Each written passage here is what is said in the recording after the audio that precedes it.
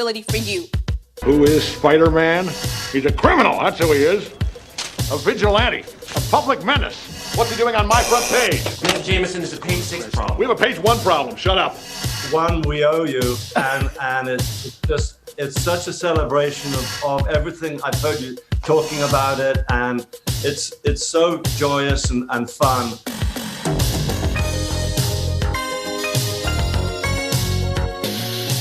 I'm Romero. And I'm Chris. And we're the non-experts. We're not therapists. Or lawyers. Or firefighters. We don't have any licenses or degrees. So join us as we talk about news and pop culture and say whatever we want. Because we're the non-experts.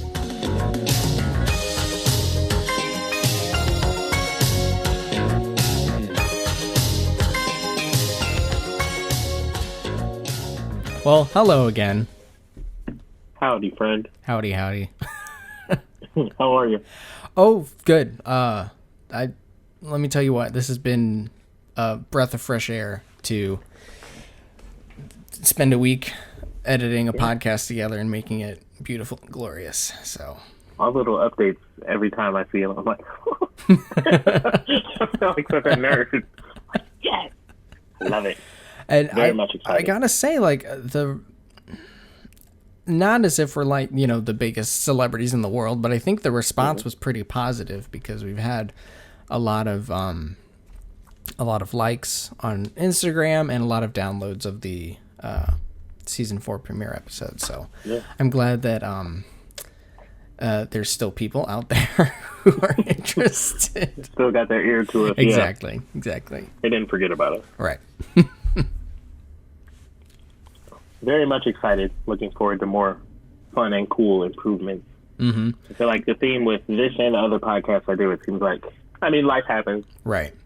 So they stop. And then we get back to it, and there's a little bit of improvement with it. Right. And then we stop again, and it just keeps getting better every time you get back into the swing of things. I was going to say, the production value is definitely starting to soar and get a little bit better, so I hope that continues. Next up, we just need people to start contributing. Right, yeah. We used to make jokes about Patreon and Cash App all the time. Right, yeah. Make that a reality. If you really want to help. Right. Let us know. All right. Well, I guess to kick things off, just something that I figured we should mention, the death of Eddie Van Halen. For sure. One of the best guitar players since the 70s. That, I'm not a huge Van Halen fan. I kind of know all the popular songs, but it's still sad whenever you see somebody like that, who is inspiration to a lot of people. For sure. Been seeing a lot of posts of people who, I started playing the guitar because, Eddie Van Halen and that kind of stuff. So, yeah. And musician deaths are always right up there, I think, with, athletes, actors, musicians, because these are all people that have inspired people in some way, or I grew up watching their movies, or I wanted to be an actor or a musician or an athlete because of them. So it always definitely is kind of sad to see that somebody's role model, somebody's favorite person, artist, whatever. And then, of course, this year it doesn't freaking stop. Yeah. Oh, there's another one. Right, checking it off the list. I feel like that was the same thing with 2018. A lot of famous, popular people died in 2018 too, and I remember that being like, oh, well, there's another one. Kind of going down the list. So I think this year just seems particularly bad because of everything else that's happened this year. Seriously, that's been like a whole train wreck. So we've had enough. Can we not have death this year? It's been enough. Somebody go check on Betty White. Let's just make sure she isn't next. Make sure she's She's fine. been flying under the radar, but.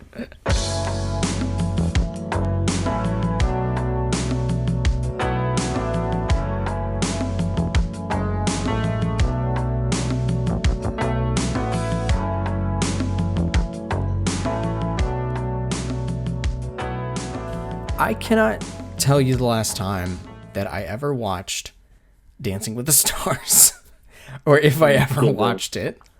I think the reality competition show fad kind of started to fade away when they brought that back, because I do remember my family being American Idol fans, and we would watch that all the time. But this one, I don't know. Anyway, Dancing with the Stars. So Tyra Banks is now the new host. Isn't she also the host for America's Got Talent? I think she's also hosting that too. I think so. I can't remember. Anyway. If she is, she can feel free to call me. I'll take one of them off her hands. I need some work. Right. Yeah. She's getting all the spots and taking them away from everybody else. Right. Anyway, so she's now the new host for Dancing with the Stars. And she had a little bit of a blooper the other night when she was announcing who was safe and who was supposed to be going home. So she announced the wrong couple as safe, and people on Twitter just tore her apart. Did that couple end up going home? No, they found out the mistake before. Yeah, like I think they went to break and the producer was like, yeah, no, Tyra, that's not the right. No, but imagine like you're that couple Right. or that pair. You're like, yes, we're safe.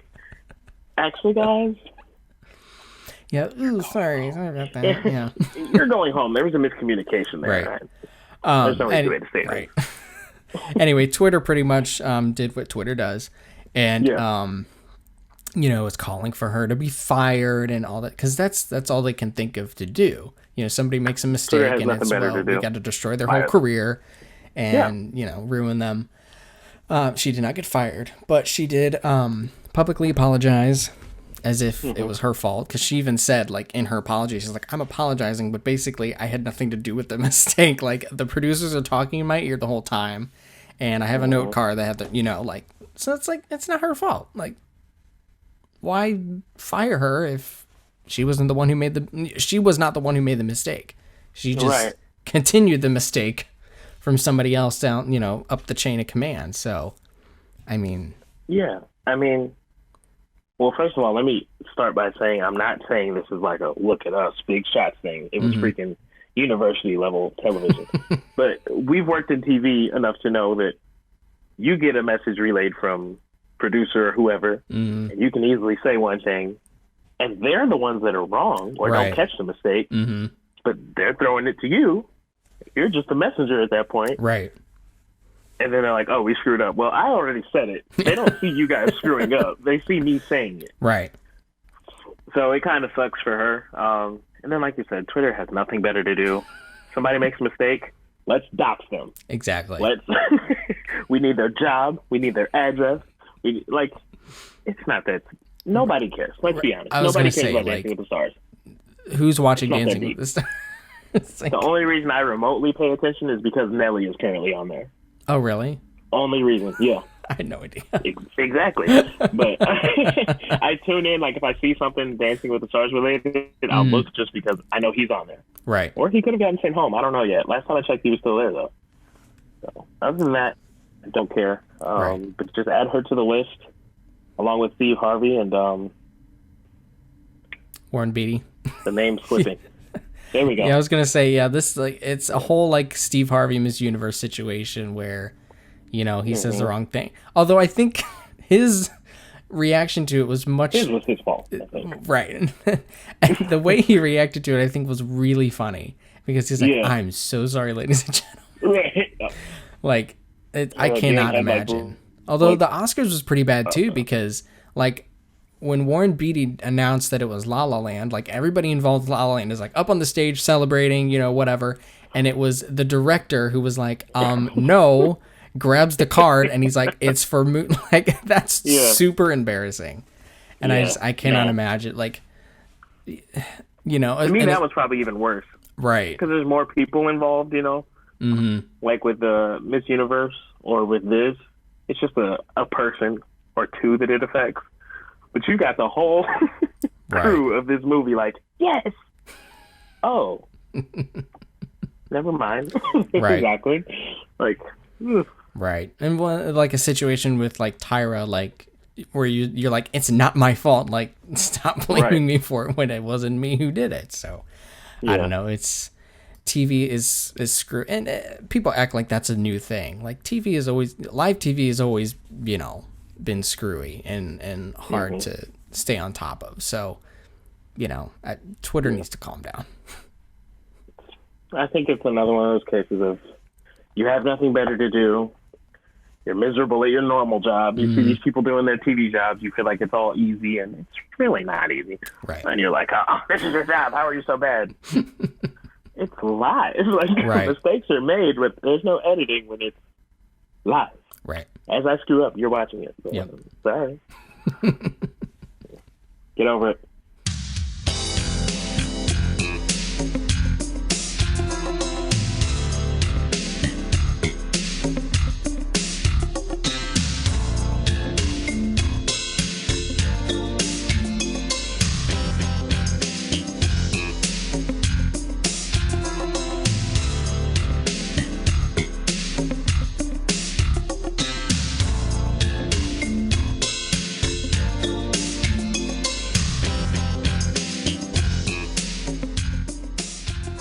Alrighty, Chris. So I'm sure by now you have seen the TikTok of a young man by the name of Dogface208. At least that's his social media handle. And, you know, he's just skating down the street, drinking his ocean spray, which is, by the way, cranberry juice. The best juice. I don't care what anybody says. You or anybody listening.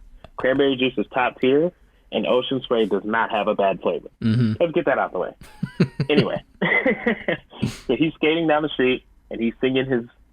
He's drinking his juice, I should say, Right. and then singing Dreams by Fleetwood Mac. If you don't know who Fleetwood Mac is, first of all, not only do you live under a rock, but you need to educate yourself. Oh, yeah.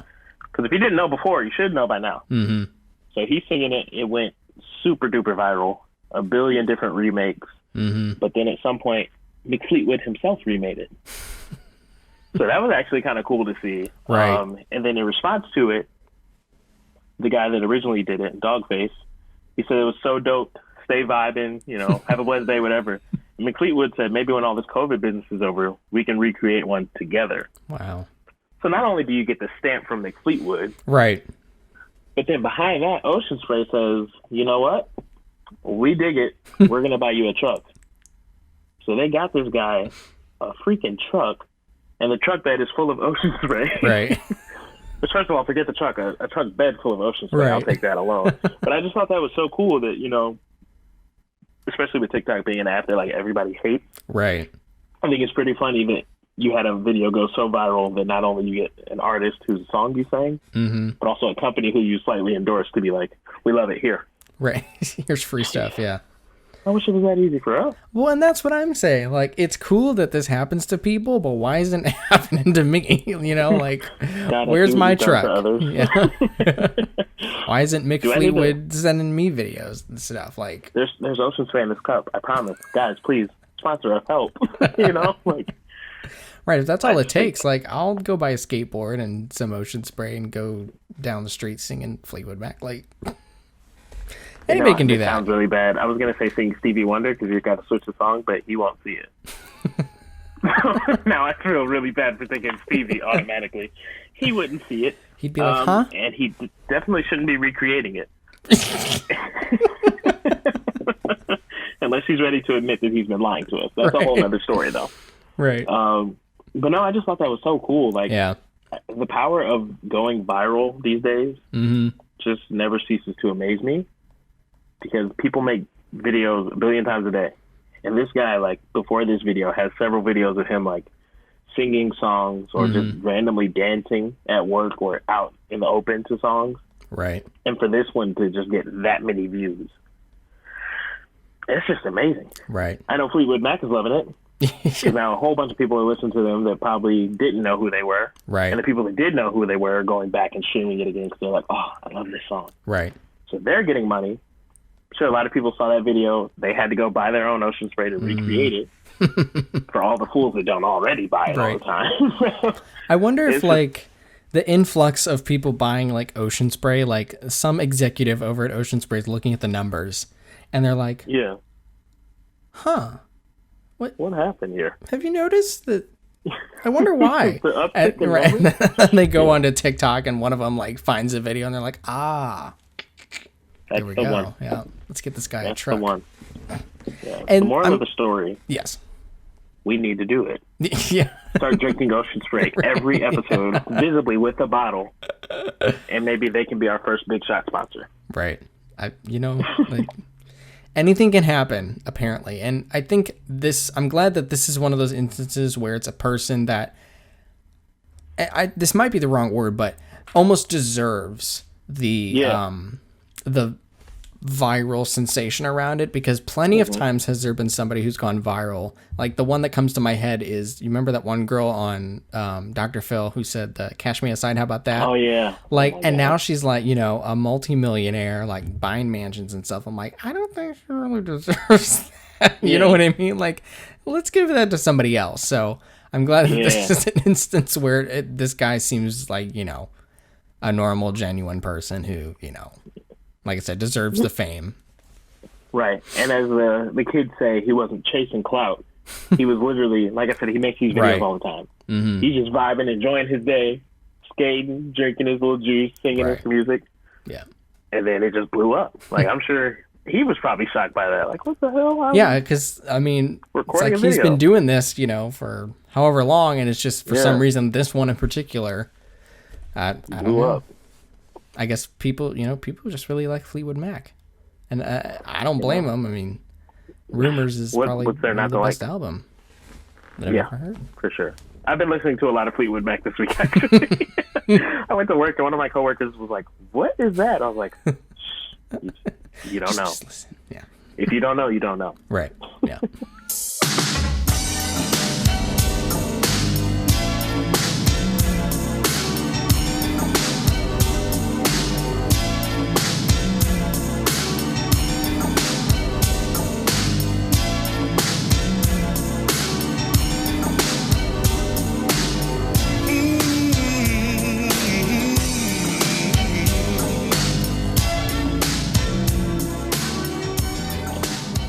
So, Chris, we always talk about how much we love movies, entertainment, whatever the genre. We love it. Right. So, comic book movies is something that we talk about from time to time. And last week we talked about Batman. Mm-hmm. I think probably up there with the most popular superheroes is Spider-Man. Right. So, most of us, probably grew up with the Tobey Maguire Spider-Man films. Mm-hmm. And just based off nostalgia alone, we all love those. Right. Except for maybe the third one. I was going to say, I don't think I'm ready to forgive Sam Raimi for Spider-Man 3, although I don't think he really had much to say about it. I think it was more Sony being like, we want a third movie, and Sam Raimi's like, well, I don't. And they're like, well, we'll just do it without you anyway. And so I think this was him reluctantly being like, okay, I still want to, it's part of my, whatever. So, but yeah, it was a rough one. Which, by the way, Sam Raimi is directing. Is he writing or directing? I think the newest Doctor Strange movie. Oh, really? Anyway, this is all about to come full circle. Just follow me on this journey. So there was the Tobey Maguire, Sam Raimi films. Mm-hmm. Then we had, in the middle, the Andrew Garfield films. Mm-hmm. And now we have Tom Holland, who a lot of people feel like he's the one that got it right. Right. Sure. But, whatever. It's all preference, right? People talk about all the time who's the better Spider-Man, whatever. Mm. Then we had the Spider-Verse movie. They've had like a whole bunch of Spider-Man. Everybody's like, oh, this would be so cool. People that really love Spider-Man have said this would be a great live-action movie for years. Mm-hmm. It might be coming. Because Jamie Foxx was in the second Andrew Garfield Spider-Man movie. Mm-hmm. He played Electro. Jamie Foxx was just announced like last week to officially be cast as Electro in the next Spider-Man movie. Which up until this point, the previous movies have had no connection with They're like kind of retconned every time they redo it. Yeah. It's just, those didn't exist. But this will be the first time that I have a hard time feeling like you just bring Jamie Foxx in. Everybody knows he played this character before in a prior Spider-Man film and it not be connected. Right. Okay. So we've got that. And with Sam Raimi also being involved with the Marvel Cinematic Universe after previously working on Marvel projects, it makes people go, wait a minute. Doctor Strange is officially supposed to be in the next Spider-Man movie. Mm. Sam Raimi is directing Doctor Strange, I'm pretty sure. He's either directing or writing. It might be both. I forget. And also, there's rumors of, what's her name? Kirsten Dunst. I almost forgot it. She played Mary Jane in the original Spider-Man trilogy.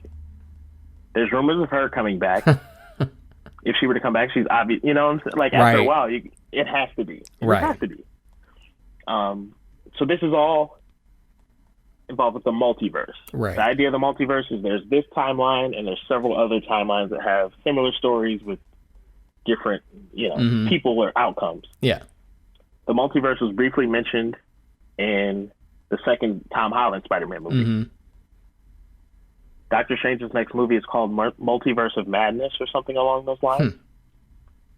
So it's all coming together. Like, wait a minute. Right. It's kind of like they're leaving little like hints here and there just to kind of get people excited, which I really hope that it doesn't turn out to be like, like, I guess not true, and they're just like, oh, it was just, it was just hype, like that would just like, okay, like that's I would be very upset. Yeah, like, I would why be do you too. even pick Jamie Foxx to play this role again and it not be related at all to the last time you played it?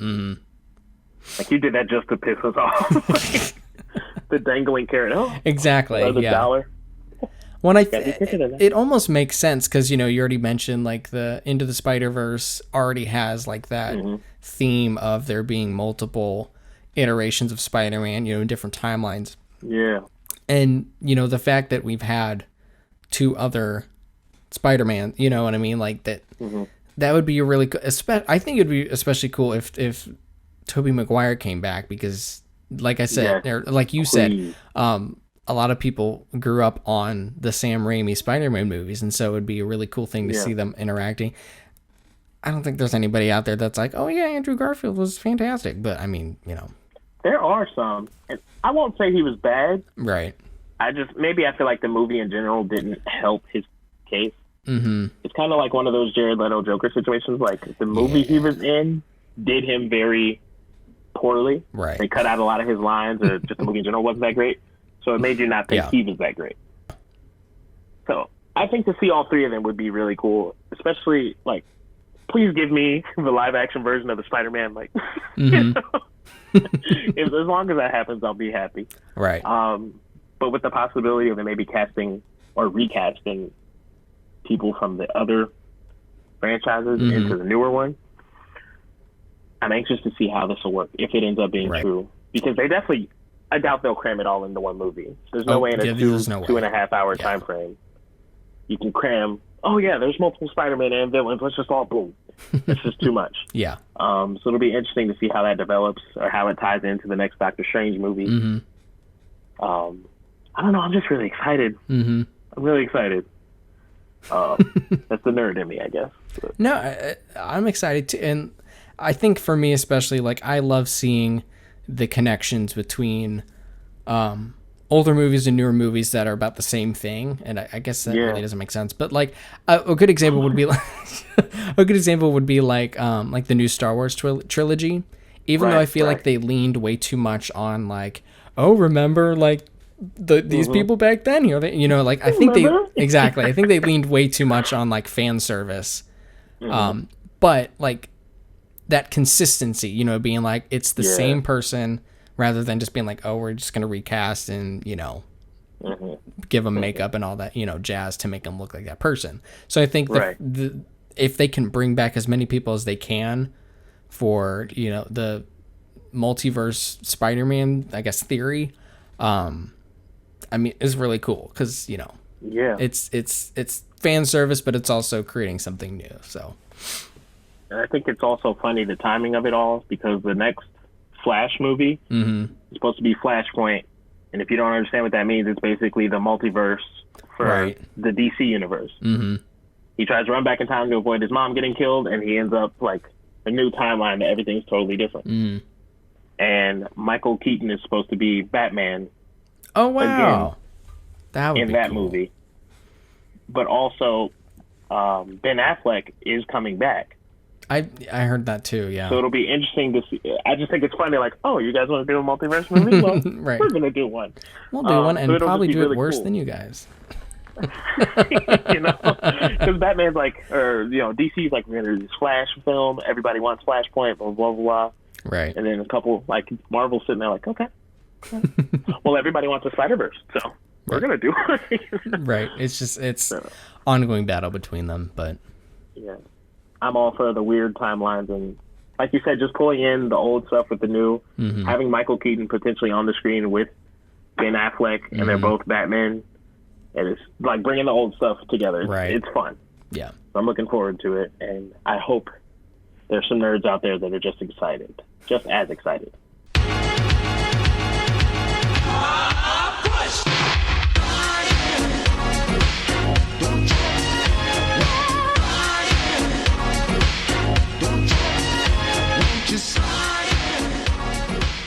I know we've talked about, I don't know the right word, but I would say the intentions of Disney in the last 5 years as sort of rehashing their old films that were successful, hoping that making them more photorealistic will make them successful again. I don't know. I don't understand the point, because it's like, I've already seen this movie. I know what, I know what happens. You can add a song or whatever, but it's not going to change the story. I'm pretty sure the Mulan that just came out was not well received at all either, but I don't know. Probably not. It didn't look like it was worth it. Didn't care enough. My frustration was the fact that I'm already paying for Disney Plus, but then when they put Mulan on Disney Plus, they're like, yeah, give us an extra $15 to watch it. Like, no, I'm already paying you. Like, I shouldn't have to pay more. But it's Disney. Anyway, so they had the release. Exactly.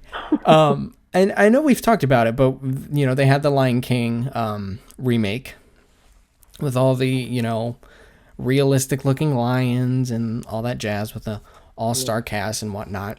And I guess it was so successful in Disney's eyes that it's warranting them to make a sequel. Really? Yes.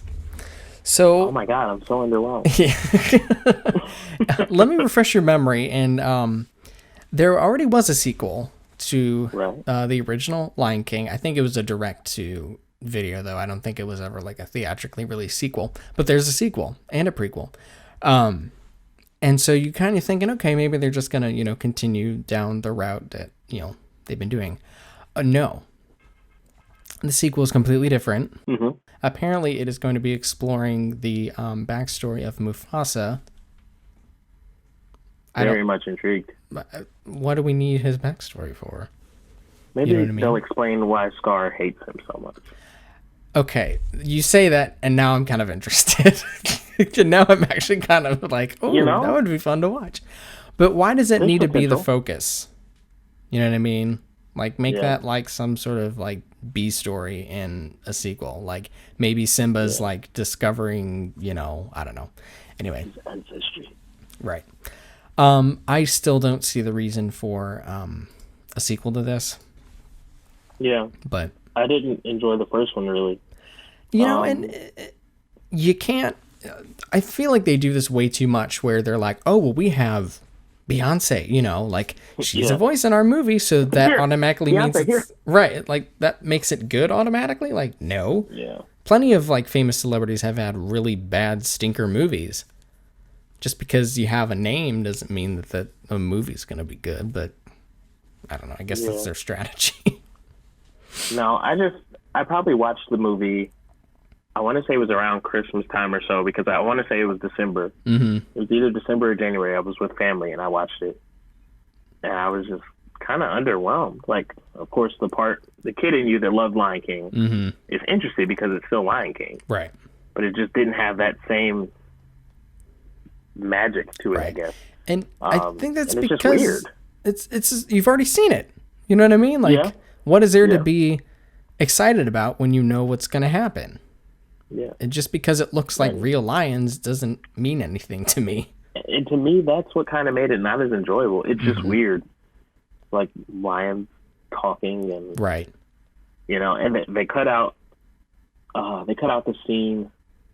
Mufasa, when they were locked under the rib cage of the bison or whatever. Yeah. Like, they cut out that scene, and that was, like, to me, that's probably my favorite scene in that movie.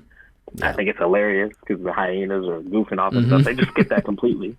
And, like, half of that stuff, it would just look weird with these live-action-esque animals. Right. I just didn't enjoy it that much.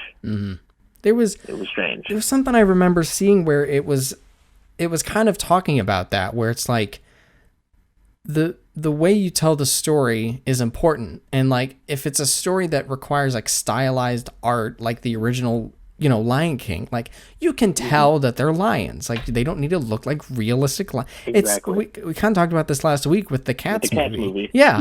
Like they don't need to look like real cats because we know that they're. You know what I mean? Like we get it exactly. Yeah. And so at what point is it more about, oh, well, we have to make it look realistic versus we want to tell a compelling story?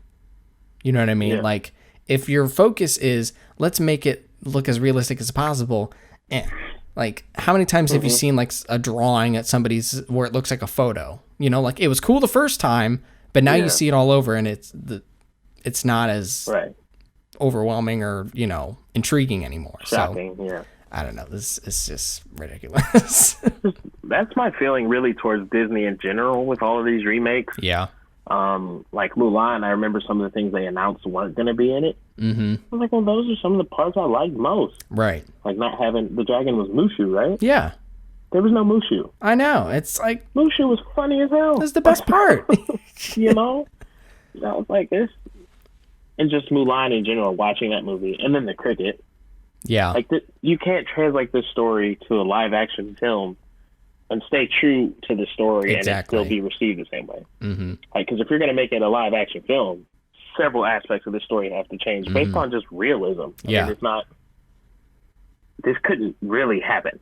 Right. It's not at all a believable story that you can't tell that this young lady is a young lady. Mm-hmm. And cutting out her little animal friends. Disney, stop. Yeah. That's my point here. Just stop. Because these live action movies, to me, they're just money grabs. Yeah. All of us that grew up on them, we don't really care to see them because we've seen this before. And it also isn't what we grew up on. And it's not what we love. Right. And the kids don't want to see live action movies. Kids like cartoons. Right.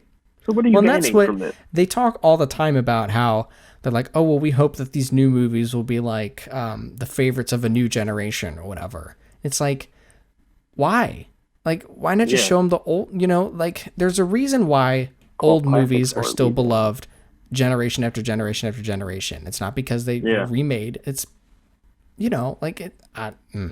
Anyway. Right. And I've always felt that way about remake culture. Mm-hmm. I mean, sometimes they do it and they do it right. Like I felt like the It remakes were really nice. Mm-hmm. But there's been a lot of remakes that was like, why didn't you just leave the old one alone? Mm-hmm. But Disney said, okay, not is it just a remake, it's a total stylistic redo. Yeah. You're just going to change everything about it, take out parts that you liked. But here's this new thing. It's not enjoyable.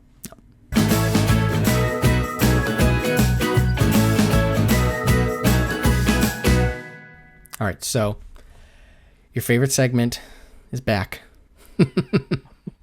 And last time I think we misjudged the story a little bit because read the headline and we're like, oh, that's hilarious. And then we read the story and it's a little rough. This is not funny. Right. Highly illegal. Right. I do think, though, this one will be better. What I've been trying to do is to not read the story because I want to get a genuine reaction from the both of us rather than just, like one of us cracking up and the other, So, just reading the headline and kind of making a judgment call and being like, okay, yeah, this will be fine. This one I think is perfectly fine because it sounds hilarious. And considering that it was in Florida, it makes complete sense. So the headline reads, whole milk or almond milk? The fight over which is better lands a Florida man in jail. I can already tell you what side I'm going to be on, but we'll get to that at the end. Okay. So, article reads, a debate over milk on Sunday landed a Florida man behind bars. Justin Anthony Garcia, 30, is charged with aggravated battery. In a Facebook post, authorities wrote that Garcia, quote, cried over spilled milk because the victim wouldn't agree that his choice of milk was obviously superior. A criminal complaint states that a deputy responded shortly after 2 p.m. Sunday to a home in Lehigh Acres, I don't know, where Garcia and his cousin were arguing over which is better, whole milk or almond milk.